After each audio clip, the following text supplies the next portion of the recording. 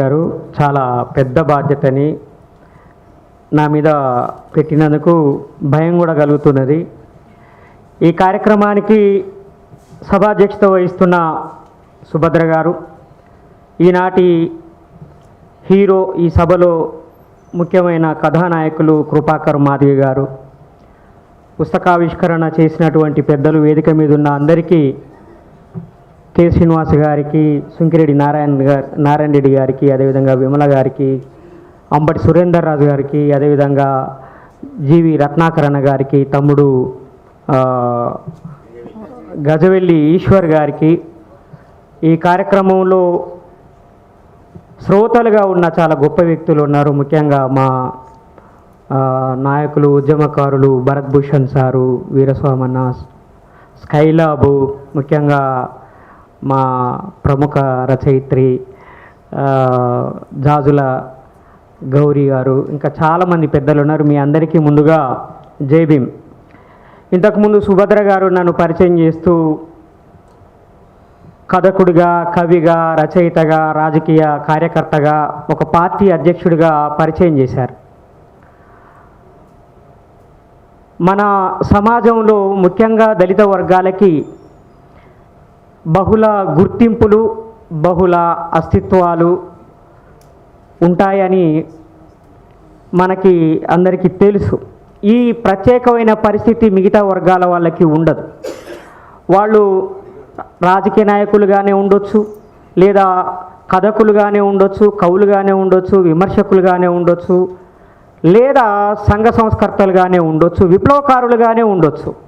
కానీ ఏకకాలంలో అనేక కార్యక్రమాలు, అనేక రంగాలలో చాలా క్రియాశీలకంగా పనిచేసే బాధ్యత ఈ బహుజన రంగంలో ఉన్న వాళ్ళకే ఉంటుంది. అందువల్ల మేము ఏది కాకుండా పోతాం.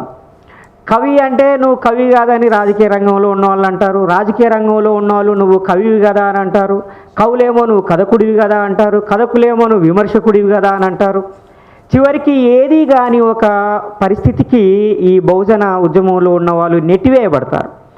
ఇదే విషయాన్ని కృపాకర్ గారు ద్రోహ సందేశం అనే కవితలో చాలా అద్భుతంగా చెప్పారు. అది నాకు బాగా నచ్చింది. అది నాకోసమే రాసినట్టుగా అనిపించింది. నేను నాయకునిగా రిప్రజెంట్ చేద్దామనుకున్నా, నన్ను ఇక్కడ కార్యకర్తగా చిత్రించారు. నేను కార్యకర్తగా రిప్రజెంట్ చేద్దామనుకున్నా, నన్ను ఇక్కడ ఆలోచనాపరునిగా నిర్ణయించారు. నేను కవిగా రిప్రజెంట్ చేద్దామనుకున్నా, నన్ను ఇక్కడ రాజకీయ కార్యకర్తగా తీర్మానించారు. నేను రాజకీయాలను రిప్రజెంట్ చేద్దామనుకున్నా, నన్ను ఇక్కడ కవిని చేసి వదిలేశారు. నేను రచయితగా రిప్రజెంట్ చేద్దామనుకున్నా, నన్ను ఇక్కడ పెన్నుకు సంబంధం లేని వాడిని తేల్చేశారు. నేను పేదలకు రిప్రజెంట్ చేద్దామని అనుకున్నా, నన్ను ఇక్కడ నక్సలైట్వి కదా అని తిట్టారు. నేను కమ్యూనిజానికి రిప్రజెంట్ చేద్దామనుకున్నా, నన్ను ఇక్కడ దళితుడివి కదా అన్నారు. నేను పాత్రికేయునిగా రిప్రజెంట్ చేద్దామనుకున్నా, నన్ను ఇక్కడ రాజకీయ చింతనాపరుడి అని నెట్టేశారు. నేను దళితులకి రిప్రజెంట్ చేద్దామనుకున్నా, మాదిగలకి ఇక్కడ వీల్లేదన్నారు. నేను మాదిగగా రిప్రజెంట్ చేద్దామనుకున్నా, నన్ను ఇక్కడ శంకర చండాలుడివి కదా అన్నారు. నేను మనుషుల గురించి రిప్రజెంట్ చేద్దామనుకున్నా, నన్ను ఇక్కడ మనిషివే కాదని తృణీకరించారు. నేను మందిలో మాట్లాడదామని అనుకున్నా, నన్ను ఇక్కడ పిచ్చివాడని ప్రచారం చేశారు. నేను జాతరల గురించి రిప్రజెంట్ చేద్దామనుకున్నా, నన్ను ఇక్కడ కప్పెట్టి తప్పిపోయాడని అన్నారు. నేను లొంగిపోనని గట్టిగా అరిచాను. ద్రోహికి ఏ సభ్యత్వము కుదరదన్నారు. బహిష్కరణే బాగు అన్నారు. సోక్రటీస్, నీ పాత్రలోని విషయం నాకు కొంచెం వంపన్నాను. నీకు అవసరం రానియము. బతికుంచి శివప్రాయం చేయగల శిక్షలు మా వద్ద ఉండనే ఉన్నాయన్నారు.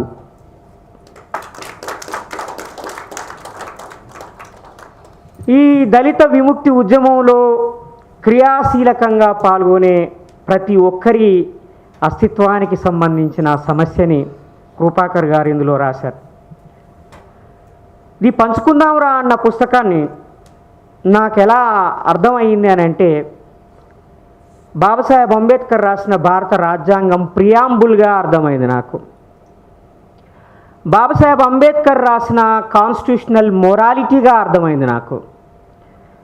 ఈ మధ్య చీఫ్ జస్టిస్ చంద్రచూడ్ గారు ఆయన చీఫ్ జస్టిస్ కావడానికి 3 ఏళ్ల క్రితం ఇచ్చిన ఒక లెక్చర్లో మాట్లాడుతూ దళిత సాహిత్యం గురించి, దళితుల పరిస్థితి గురించి చాలా ఎలాబొరేటివ్గా మాట్లాడాడు.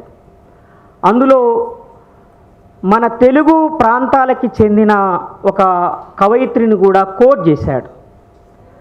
అదేవిధంగా మహారాష్ట్ర, తమిళనాడు ప్రాంతాలకు సంబంధించిన రైటర్స్ని, ఎక్కువగా ఉమెన్ రైటర్స్ని ఆయన కోట్ చేశాడు. ఆ తర్వాత ఒక ఉపన్యాసం ఆయన మరొకటి ఇచ్చాడు, కాన్స్టిట్యూషనల్ మోరాలిటీ అనే ఉపన్యాసం. కాన్స్టిట్యూషనల్ మోరాలిటీ అన్న పదము కాన్స్టిట్యూషన్లో ఎక్కడా లేదు. మోరాలిటీ అన్న పదమే కాన్స్టిట్యూషన్లో ఎక్కడా ఉండదు. కాన్స్టిట్యూషన్ మాత్రమే ఉంటుంది. ఓవరాల్గా కాన్స్టిట్యూషన్ మొత్తం తిరిగేసినా కాన్స్టిట్యూషన్ అన్న పదం ప్రియాంబుల్లో తప్ప ఇంకెక్కడా కనిపించదు. సో కాన్స్టిట్యూషన్లో మోరాలిటీ అనే పదమే లేనప్పుడు కాన్స్టిట్యూషనల్ మోరాలిటీ అన్న పదానికి వ్యాలిడిటీ ఎక్కడ ఉన్నది, దాన్ని మనం ఎలా ఉపయోగించగలుగుతాం అనే ప్రశ్న తలెత్తుతుంది. అప్పుడు చంద్రచూడ్ గారు ఏమన్నారనంటే, కాన్స్టిట్యూషనల్ మోరాలిటీ అన్న పదాన్ని మనము ప్రియాంబుల్లోంచి అర్థం చేసుకోవాలి. ప్రియాంబుల్లో స్వేచ్ఛ, సమానత్వం, సోదరభావం, న్యాయం అనే విలువల్ని ఈ సమాజంలో నిర్మించడమే మా లక్ష్యము అని we the people of India ప్రకటించడం జరిగింది. భారతదేశ ప్రజలమైన మేము సమర్పించుకుంటున్న ఈ రాజ్యాంగంలో ఎలాంటి సమాజాన్ని నిర్మించాలనుకుంటున్నామంటే, స్వేచ్ఛ ఉన్న సమాజాన్ని, సమానత్వం ఉన్న సమాజాన్ని, న్యాయం ఉన్న సమాజాన్ని, సోదర భావం ఉన్న సమాజాన్ని నిర్మించాలని అనుకున్నాం. కాన్స్టిట్యూషన్ అనంటే మనము రాజ్యాంగం అని అనువదించుకున్నాం తెలుగులో. రాజ్యాంగం అంటే రాజ్యానికి అనేక అంగాలు ఉంటాయి, అందులో ఇది కూడా ఒక అంగం. కాబట్టి మిగతా అంగాలలో ఏ అంగం పనిచేయకపోయినా కొద్ది మేరకు నడుస్తుంది. అట్లాగే రాజ్యాంగం లేకపోతే కూడా రాజ్యం నడుస్తుంది అనే ఒక భావన కలిగిస్తున్నారు వాళ్ళు. కానీ కాన్స్టిట్యూషన్ అంటే రాజ్యాంగం కాదు, అది రాజ్యాంగానికి అంగం కాదు. అసలు ఈ దేశం ఎలా ఉండాలో నిర్మించుకోవడం, to constitute a country, to constitute a nation, to constitute a society, ఈ సమాజాన్ని ఎలా నిర్మించాలనుకుంటున్నామని చెప్పడానికే ప్రియాంబుల్ని ఏర్పాటు చేయడం జరిగింది. కానీ ప్రియాంబుల్ని చాలా సంవత్సరాల పాటు అసలు ఒక ముఖ్యమైన విషయంగా కోర్టులు భావించలేదు, రాజకీయ నాయకులు భావించలేదు. అసలు మొత్తం కాన్స్టిట్యూషన్ యొక్క లక్ష్యమే ప్రియాంబుల్, అదే మేనిఫెస్టో, ఈ దేశం ఎలా ఉండాలో, ఎలా నిర్మించుకోవాలో చెప్పేటువంటి ఒక ప్రకటన. అది ఈ దేశ ప్రజల ఆశయ ప్రకటన. ఆ ఆశయ ప్రకటనని పక్కకు పెట్టి దాంట్లో ఉన్న ఆర్టికల్స్ని మాత్రమే అర్థం చేసుకోవాలని ప్రయత్నం చేసినప్పుడు చాలా వైరుధ్యాలు వచ్చాయి, చాలా సమస్యలు వచ్చాయి. వాటిని పరిష్కరించుకోవడం కోసం మళ్ళీ ప్రియాంబుల్ దగ్గరికి వెళ్ళాల్సి వచ్చింది. ఆ ప్రియాంబుల్ వెలుగులోనే కాన్స్టిట్యూషన్ లోపల ఉన్న ఆర్టికల్స్ని అర్థం చేసుకోవడం అనేది మొదలైంది.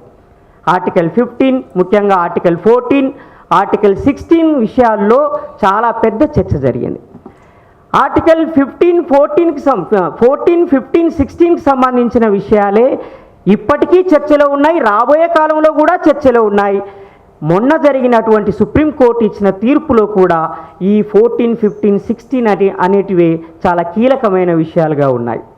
ఫండమెంటల్ రైట్స్ అనేటివి బేసిక్ స్ట్రక్చర్ కింద వచ్చినప్పుడు, బాబాసాహెబ్ అంబేద్కర్ రాసిన ఫండమెంటల్ రైట్స్ కాన్స్టిట్యూషన్లో ఉన్న బేసిక్ స్ట్రక్చర్, ఆ బేసిక్ స్ట్రక్చర్లో ఉన్నటువంటి విషయాల్ని ప్రజలందరికీ, అంటే ఏ హక్కులనైతే అధికారాలనైతే కాన్స్టిట్యూషన్ ప్రామిస్ చేసిందో అవి లేని ప్రజలకి అందించాలని మనం తీర్మానించుకున్నాము.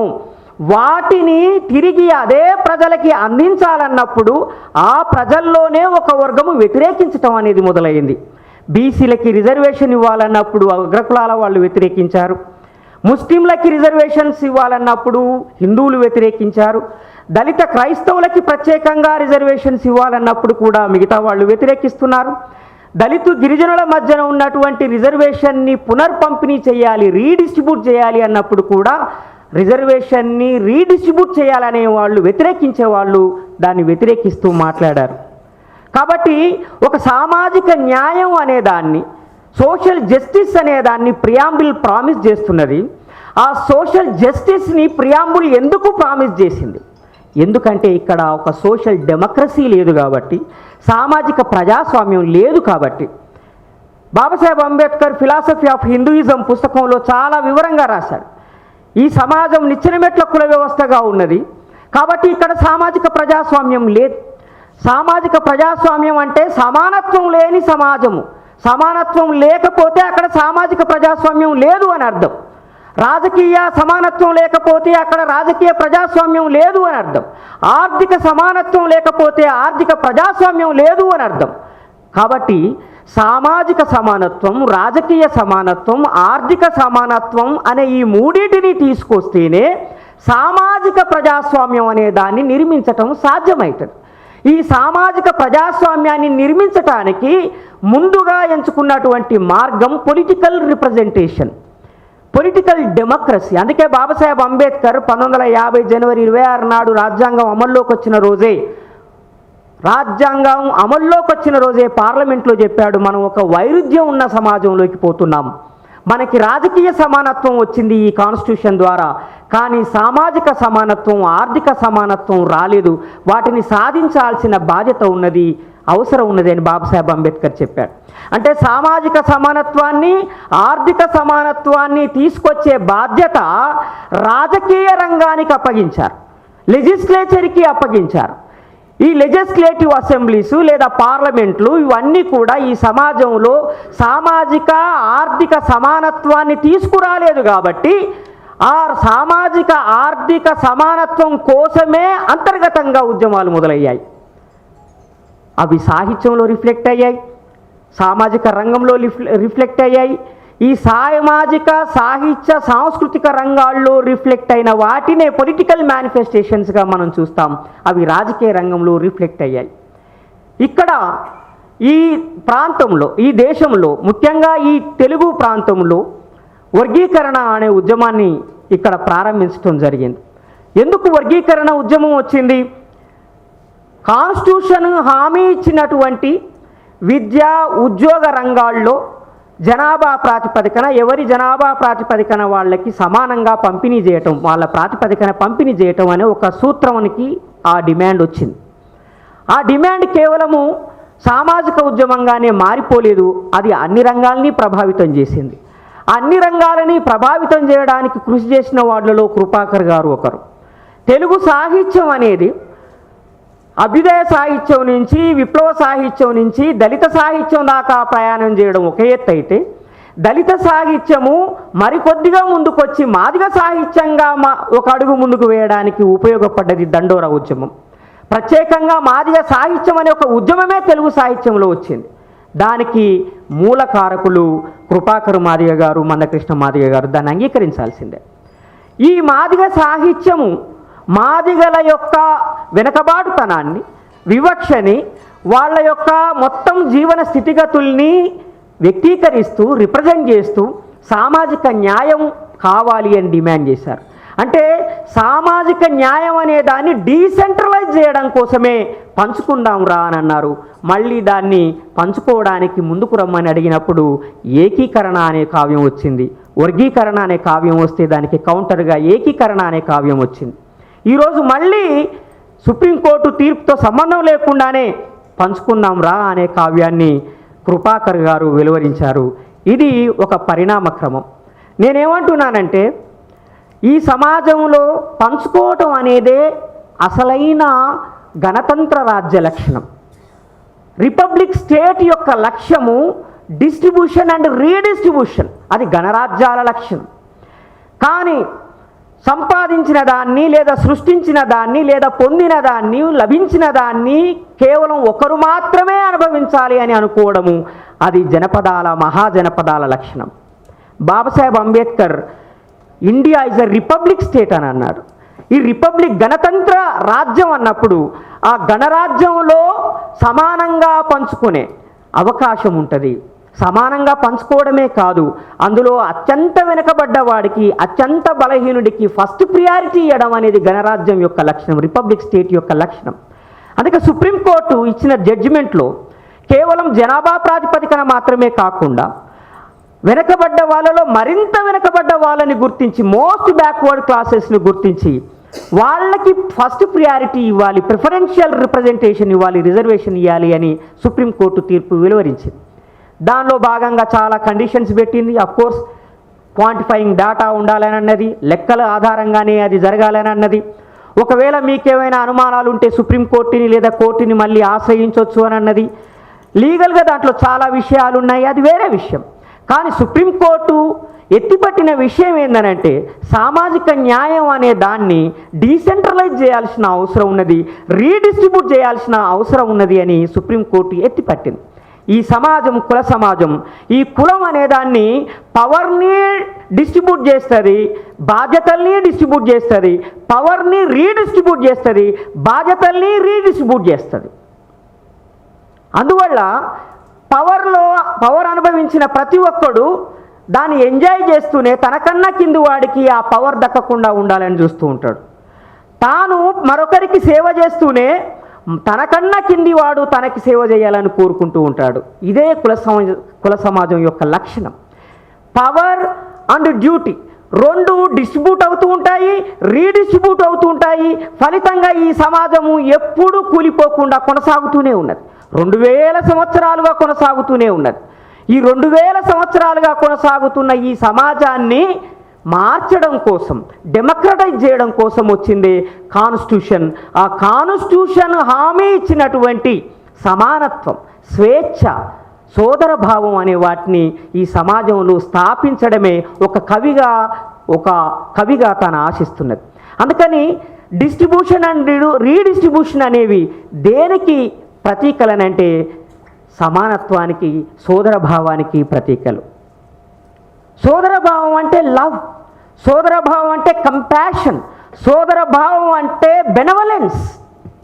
అందుకని ఈ పుస్తకంలో కృపాకర్ గారు పోతూ పోతూ పోతూ ఆ కంపాషన్ వైపు వెళ్ళిపోతాడు, ప్రేమ వైపు వెళ్ళిపోతాడు. ప్రేమ అతనికి శృంగారం కాదు, ప్రేమ అతనికి వాంఛ కాదు, ప్రేమ అతనికి వైవాహిక సంబంధానికి సంబంధించిన విషయం కాదు. అఫ్కోర్స్ అవి బేసికల్, అవి ఇన్స్టింక్ట్స్. కానీ అంతకు మించి పంచుకోవటం అనే దాన్ని ఒక ఫిలసాఫికల్ స్థాయికి తీసుకెళ్ళి దాన్ని ఒక కంపాషన్ స్థాయికి తీసుకెళ్ళిపోతాడు, ఒక లవ్ స్థాయికి తీసుకెళ్ళిపోతాడు. ప్రేమించిన వాడే పంచుకోగలుగుతాడు. కరుణాగ్ర హృదయం ఉన్నవాడే అవతలోడి పట్ల సానుభూతితోటి ఉండి తనతో పాటు నడిపించుకుంటూ పోతాడు. అలాంటి ఒక ప్రేమమయ సమాజాన్ని నిర్మించాలని కోరుకుంటున్నాడు కృపాకర్. ఇదే కరుణామయ, ఇదే సమానత్వం కలిగిన, సోదరభావం కలిగిన సమాజాన్ని నిర్మించాలనుకున్నాడు బాబాసాహెబ్ అంబేద్కర్. అందుకని బాబాసాహెబ్ అంబేద్కర్ కవితా హృదయమే ఈ పంచుకుందాంరాలో ఉన్నది. బాబాసాహెబ్ అంబేద్కర్లో ఉన్న ఆగ్రహమే ఈ పంచుకుందాంలో ఉన్నది. ఫస్ట్ పోయమే ఉంటుంది, ఇది హార్ట్ గురువు అని ఒక పోయం ఉంటుంది. ఎందుకు నీకు ఇంత కోపం, రచనల్లో నీ కోపము ఆగిపోదా అని ఒక మిత్రుడు అడిగిన ప్రశ్నకి తన కోపాన్ని జస్టిఫై చేసుకోవడానికి ముందు కవిత ఉంటుంది. లాస్ట్ కవిత చూస్తే అది దేశం గురించి మాట్లాడడం ఉంటుంది. ఈ కావ్యానికి ఆయన మాదిగ మహాకావ్యం అని రాయాల, బహుజన మహాకావ్యం అని అన్నాడు. అంటే తన నిర్దిష్టత నుండి సాధారణీకరణ వైపు వెళ్ళటం, ఫ్రమ్ పర్టికులారిటీ టు జనరాలిటీ అనే మార్క్సిస్ట్ సూత్రం ప్రకారంగా ఒక మాదిగగా తన అస్తిత్వాన్ని, తన సమస్యని ప్రకటిస్తూనే ఈ దేశం ఎదుర్కొంటున్న సమస్యని పరిష్కరించడానికి మళ్ళీ తాను జనరలైజేషన్ వైపు వెళ్ళిపోతాడు. బహుజనుల కోసం మాట్లాడతాడు, ఫాసిస్ట్ శక్తులకు వ్యతిరేకంగా మాట్లాడతాడు. ఓ దేశమా, నువ్వు హామీ ఇచ్చిన వివక్ష లేని సమాజాన్ని సాధించటం ఎప్పుడు సాధ్యమవుతుంది అడుగుతాడు. నువ్వు ఎప్పుడు నిర్మించుకుంటావు అని అంటాడు. అంటే ఆ బాధ్యతని మన అందరి మీద పెడుతున్నాడు. వివక్ష లేని, అసమానతలు లేని సమాజాన్ని నిర్మించటం. ఏ రకమైన వివక్ష అయినా సరే, అది మతపరమైనదైనా, లింగపరమైనదైనా, భాషాపరమైనదైనా, ప్రాంతపరమైనదైనా, కల్చర్ పరమైనదైనా, అన్ని రకాలైన అసమానతల్ని, అన్ని రకాలైన వైషమ్యాల్ని ఆయన తిరస్కరిస్తున్నాడు. ఆయన ఒక ప్రేమపూరిత సమాజాన్ని కాంక్షిస్తున్నాడు. ప్రేమపూరిత సమాజంలో అందరూ తమ వాటాని సమానంగా పంచుకొని అనుభవించే ఒక స్థితికి ఈ సమాజం ఎదగాలని కోరుకుంటున్నాడు కృపాకర్ మాదిగ గారు. చాలా అద్భుతమైన పుస్తకం ఈ పుస్తకం. ఇది ఒక క్లాసిక్ బుక్. సహజంగానే ఈ పుస్తకంలో తెలంగాణ భాష గురించి వెతికితే దొరకదు. ఒంగోలు భాష గురించి మాట్లాడితే అందులో కూడా పెద్దగా ఒంగోలు భాష ఏం లేదు, కొన్ని పదాలు ఉంటాయి. ఒంగోలైట్స్ అని అన్నది కదా, ఒంగోలీలు మంచి పదాన్ని మా సుభద్ర గారు చాలా కొత్త కొత్త పదాలు సృష్టిస్తూ ఉంటారు. బహుజనీయులు, తెలంగాణీయులు, ఒంగోలీయులు, ఇంకేం తయారు చేస్తుందో చాలా మంచి పదాలని పరిభాషని సృష్టించటం. మానవుడి యొక్క సృజనాత్మకత ఎక్కడ ఉంటుంది అంటే తాను సృష్టించే పద సంపద మీద ఉంటుంది. అంతటి ఒక మంచి గొప్ప సహచరి కృపాకర్ గారికి లభించింది. ఆఖరిగా నేను ఒక మాట చెప్పి ముగిస్తాను. 2018లో నేను పాలకుర్తిలో బీఎస్పీ తరపున ఎమ్మెల్యేగా పోటీ చేశాను. పోటీ చేస్తున్న క్రమంలో గూడూరు అనే గ్రామానికి వెళ్ళాను ప్రచారం కోసం. ఆ రోజు బీఎస్పీ జిల్లా అధ్యక్షుడిగా ఉన్న మా ఆనందు నన్ను గూడూరు గ్రామానికి తీసుకెళ్ళి వాడలో ఉన్న ముఖ్యంగా ఎస్సీ కాలనీలో మాదిగవాడలు, ఎస్సీలే ఉంటారు అక్కడ, మాలలు ఉండరు, మాదిగవాడలో మొత్తం ప్రచారం చేసిన తర్వాత ఒక దగ్గరికి నువ్వు తప్పకుండా రావాలని తీసుకెళ్ళాడు. ఒక 6-7 అడుగుల ఎత్తున్న ఒక గుడిసెలో ఒక ముసలాయన మంచం మీద కూర్చున్నాడు. వాళ్ళ బిడ్డ బీఎడ్ చదివి ఉన్నది. వాళ్ళ ఇంట్లో ఒక కానిస్టేబుల్ ఉన్నాడు. వీళ్ళెవరు అని అడిగాను. వీళ్ళు చిందూళ్ళు అని అన్నారు. డక్కలోళ్ళు అని అన్నారు. డక్కలి అన్నారు. ఒక బీఈడి చదివిన బిడ్డ, ఒక కానిస్టేబుల్ ఉన్న బిడ్డ ఇక్కడ ఎందుకున్నది, ఈ గుడిసెలో ఎందుకున్నారు అని అంటే నాకు చెప్పాడు. వాళ్ళు వాళ్ళ కొడుకు కానిస్టేబుల్ అయిన తర్వాత వాళ్ళు ఒక ఇల్లు కట్టుకున్నారు. ఆ ఇల్లు మాదిగవాడ మధ్యలో కట్టుకున్నారు. మంచి ఇల్లు కట్టుకున్నారు. మమ్మల్ని అడుక్క తిని బతికే డక్కలోడివి మా ఇళ్ళ మధ్యన మాకన్నా మంచి ఇల్లు కట్టుకుంటావా అని ఆ డక్కలి కుటుంబం మీద దాడి చేసి చంపడానికి ప్రయత్నం చేశారు. అప్పుడు మా ఆనందు ఆ నలుగురిని కాపాడి తీసుకెళ్ళి రక్షించాడు. వాళ్ళు ఇప్పుడు కర్ణపోడు వదిలేసిన బాయిగడ్డ మీద 6 అడుగుల గుడిసేసుకొని బతుకుతున్నారు. స్టిల్ కట్టుకున్న ఇల్లుని మాదిగోళ్ళు లాగేసుకున్నారు.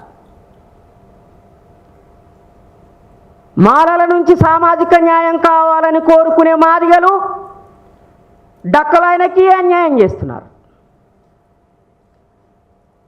రాజబాబు, మాదిగ కులానికి చెందిన రాజబాబుని పట్టపగటీలే అందరూ చూస్తుండగానే అకారణంగా చాకలోళ్ళ కులానికి చెందినటువంటి వ్యక్తులు కర్రలతో బాది గొడ్డును కొట్టినట్టు కొట్టి చంపేశారు. అదే చాకలి కులానికి చెందిన నరేషు చిట్యాలలో ఉన్న ఒక రెడ్డి కులానికి చెందిన అమ్మాయిని ప్రేమించి పెళ్లి చేసుకుంటే ఆ అమ్మాయి తండ్రి మాట్లాడదామని పిలిచి రాడుతో కొట్టి చంపేశాడు.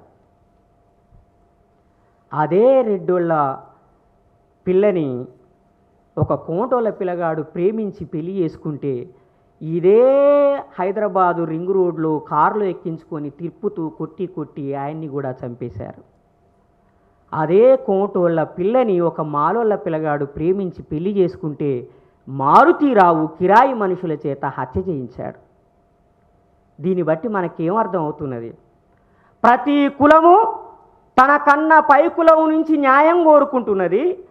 ఎట్ ద సేమ్ టైం అదే కులము తన కన్నా కింది కులం మీద ఆధిపత్యం చెలాయిస్తున్నది, హింసని ప్రయోగిస్తున్నది, అతని వనరుల్ని, అతని జీవనాధారాన్ని కూడా లాగేసుకోవాలని ప్రయత్నం చేస్తున్నది. ఇది నేను ఎవరినో నిందించడం కోసం చెప్తున్నది కాదు. మాదిగల్ని నిందించడం కోసమో, మాలల్ని నిందించడం కోసమో, లేదా బీసీలను అగ్రవర్ణాలని నిందించడం కోసమో నేను ఇది చెప్పట్లేదు. సామాజిక న్యాయము, సమానత్వం కావాలని కోరుకునే ప్రతి ఒక్కరూ కూడా తనలో మిగిలి ఉన్న ఆ కుల భావనని వదులుకోకుండా, తనలో ఉన్న ఆ సమానత్వాన్ని వ్యతిరేకించే వైఖరిని విడనాడకుండా కాన్స్టిట్యూషన్ చెప్పిన సమానత్వాన్ని మనం ఇక్కడ ఎస్టాబ్లిష్ చేయలేము, నిర్మించలేము. బాబాసాహెబ్ అంబేద్కర్ చెప్పిన కలల్ని మనము నిజం చేయలేము. మనము ఈ భూమి మీద ఒక భూతల స్వర్గాన్ని నిర్మించలేము. అందుకని మనమందరము సమానత్వం కోసం పనిచేయాలి, అసమానత్వానికి వ్యతిరేకంగా పనిచేయాలి. అసమానత్వం ఎక్కడున్నా సరే, ఆధిపత్యం ఎక్కడున్నా సరే దాన్ని వ్యతిరేకించాలి. ఇవాళ లెబనాన్ మీద ఇజ్రాయిల్, అమెరికా యుద్ధం చేస్తున్నారు. ఇవాళ సిరియా మీద బాంబులు వేస్తున్నారు, యెమెన్ మీద బాంబులు వేస్తున్నారు. ఈ యుద్ధాన్ని ఇజ్రాయిల్ ఆపదు. పలస్తీనా మీద యుద్ధం మొదలుపెట్టినప్పుడే చెప్పాను నేను, ఇజ్రాయిల్ అనేది మధ్యాసియా ప్రాంతాన్ని మొత్తం ఆక్రమించిన తరువాతనే శాంతిస్తుంది. ఇస్లామిక్ దేశాలన్నింటినీ నాశనం చేసి తన కంట్రోల్లో తీసుకున్న తరువాతనే అది ఆపేస్తుంది యుద్ధాన్ని. అప్పటిదాకా యుద్ధం ఆగిపోదు, అది కొనసాగుతూనే ఉంటుంది. దళితవాదానికి, బహుజనవాదానికి అంతర్జాతీయ దృక్పథం లేదని ఎవరన్నారు? స్వేచ్ఛ, సమానత్వం, సోదరభావం, న్యాయం అనేవి యూనివర్సల్ ప్రిన్సిపుల్స్. మార్క్సిజం ఎలాగైతే ప్రపంచానికి అప్లికబులో ఈ ప్రిన్సిపుల్స్ ప్రపంచానికి అప్లికబుల్. అంబేద్కరిజం అంటే ఏమిటి? స్వేచ్ఛ, సమానత్వం, సోదరభావం, న్యాయం. ఇవి ప్రపంచంలో ఉన్న అన్ని దేశాలకి, అన్ని సమాజాలకి, అన్ని రాజ్యాలకి అవసరం. కాబట్టి Ambedkarism is a universal philosophy. ఆ యూనివర్సల్ ఫిలాసఫీ దృక్పథంలోంచే బహుజన సాహిత్యం వచ్చింది, దళిత కవిత్వం వచ్చింది, మాదిగ సాహిత్యం వచ్చింది. రేపు మాదిగ, మాల, ఉపకులాల సాహిత్యం కూడా వస్తుంది. బైండ్ల చంద్రయ్య అందులో ఒకటి మొదటి అడుగు. థ్యాంక్ యూ మిత్రులారా. జై భీమ్.